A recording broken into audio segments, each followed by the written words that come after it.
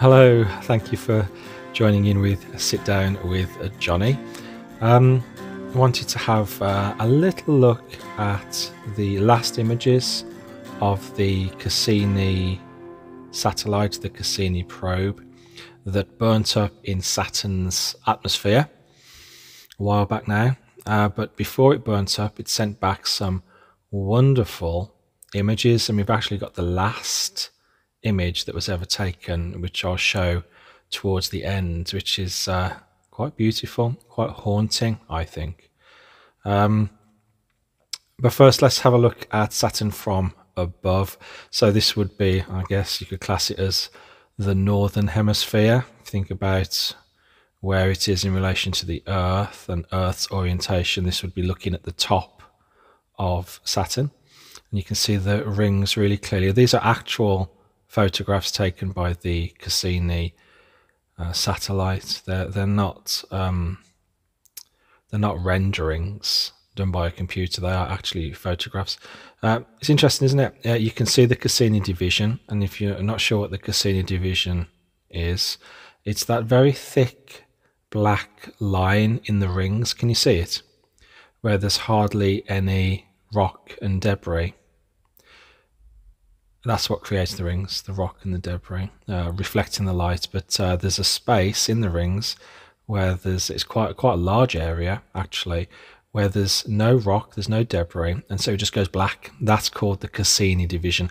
It's named the Cassini division because of the astronomer Cassini. He first spotted it through his telescope and said that there's this division in the rings of Saturn, and so it was named the Cassini division. That's where the name comes from. Astronomer, when did he live? It was Italian or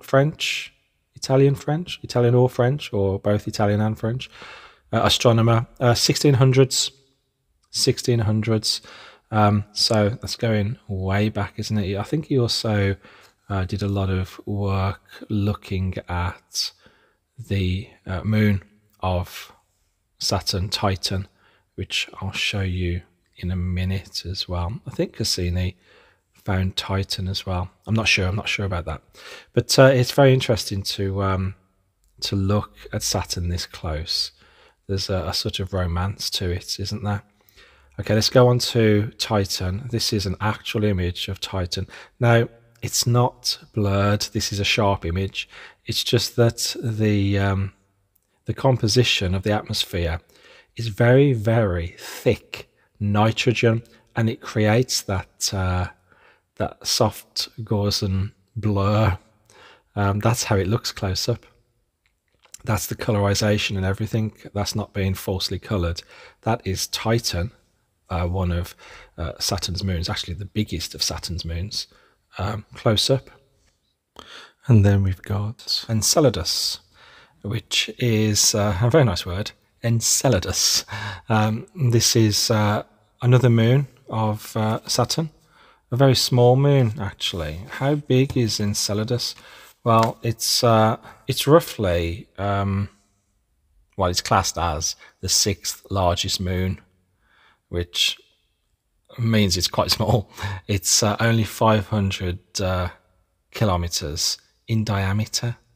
So that is a small moon, isn't it? The 6th largest moon of Saturn, Enceladus. And if you look at it in this photo, you can see it just setting behind the landmass of Saturn. That's a very cosmic image, isn't it? There. Setting behind Saturn. Brilliant.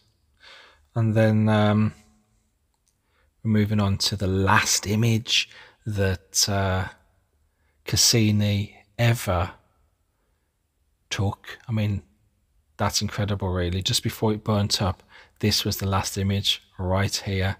And this is quite a haunting image. Look at that. You can see Enceladus there, way off in the distance. If I just put a circle around it, there it is, way off in the distance. And then you can see Saturn's surface with all these beams of light shining up from Saturn's surface. And that's most likely some sort of reflective rock, or maybe large areas of ice that are reflecting the light, the sunlight, back up into space. Look at that. That was the last photograph that the Cassini probe, the Cassini satellite, took just before it burnt up. Well, actually, it did keep sending back information as it was burning up, but it wasn't information in the way of photographs.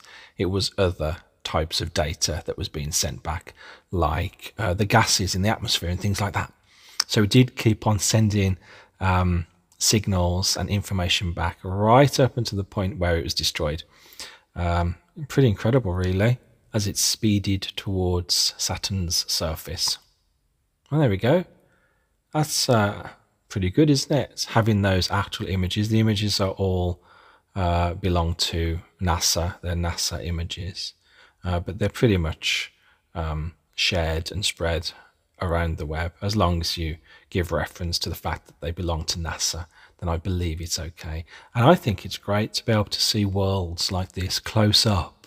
I love this. As an astronomer, an amateur astronomer, it's great to be able to see those planets close up that you've only ever seen at a distance through your telescope. It's a special time where technology can do this for us and help us to get more information about these distant bodies, all our neighbours in our solar system.